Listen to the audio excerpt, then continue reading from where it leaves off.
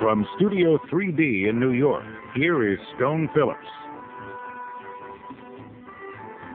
Returning to our story, Bob Minton is a private citizen who has committed his time and his considerable personal resources to fighting the Church of Scientology. Now the Church of Scientology turns its considerable resources on Bob Minton. Here again, John Hockenberry. This is truly an organization whose so-called leaders have no shame whatsoever. Bob Minton is now a crusader against the Church of Scientology, giving speeches, leading protests, in addition to giving money. His now very visible campaign against Scientology's tactics and money trail has, in effect, painted a bright target around himself. You know who these folks are. I mean, they have unbelievable loyalty to the church. They sign billion-year contracts, and you've signed up to go against them all. Are you nuts? A lot of people would question my sanity on that score. But they would not question his resolve. Bob Minton says he wants to become for the Church of Scientology what Martin Luther was to the Catholic Church hundreds of years ago. He wants to lead a mass protest movement to reform Scientology, to allow free discussion, and to liberate Scientology's beleaguered critics. In fact, what burns Bob Minton up the most about Scientology is the length he says it goes to silence its critics. He is probably as misinformed or uninformed about that as he is about everything else that he says about Scientologists. You know, there isn't and hasn't been any effort which has been taken to, quote, silence critics. That's a claim that this former member of the church says is simply ridiculous. When someone speaks out against Scientology, they're considered fair game. They can be lied, sued, tricked, cheated, anything to stop them. Frank Oliver says he knows Scientologists will try to scare Bob Minton into shutting up because as a church intelligence officer, he used to do that kind of work himself.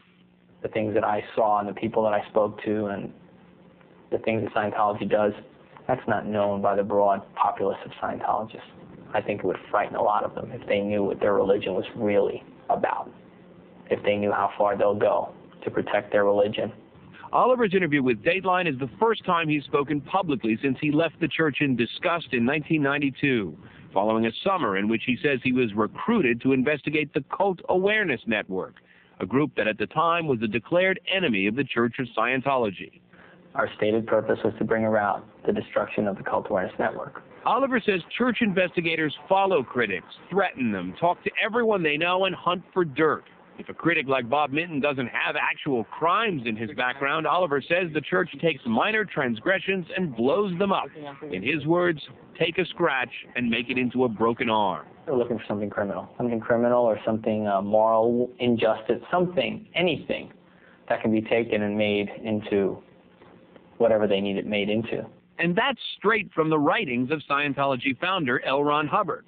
The maxim is, when under attack, attack. He once wrote, "It is only those people that have crimes that will attack us, and they will soon back off for fear of being found out when attacked back." That sounds a little paranoid. Like, maybe so, John, but why aren't they people who disagree with you? Well, I think that there's a difference between people who disagree and people who are on some sort of an active crusade or campaign to attempt to destroy the church. Well, L. Ron Hubbard here says the difference is that they are criminals, invariably. In their past are crimes. Yeah, I think that that's true. Now, he also says, try it on your next critic, finding their crimes. Like everything else in Scientology, it works. Uh-huh. It sounds like that's saying, go out and investigate your critics. I think that you could characterize it that way, yeah. I think that looking into the motivation of people as to why it is that they are seeking to destroy the church is a valid thing to do. There are plenty of critics of Scientology against whom the church takes no action. But the investigation of Robert Minton started last November, and it started with his family back in Tennessee. He came in and he said, "I am David Lee," and handed me his card. "I'm an investigator, and I want to talk to you about Bob." Carolyn Medvedeff is Bob Minton's aunt. She works as a receptionist in her husband's dental office. And when investigator David Lee, working on behalf of the church, just showed up one day in the office waiting room, she says he wasn't just asking for information, he was also giving it out. he was just trying to say that Bob had been terrible to his mother, and that he thought Bob should help his mother and get off of the Scientology kick. Lee then tracked down Bob's brothers, his father, his son from a previous marriage, and both of his ex-wives. You know, these people don't have nice things to say about Bob Minton.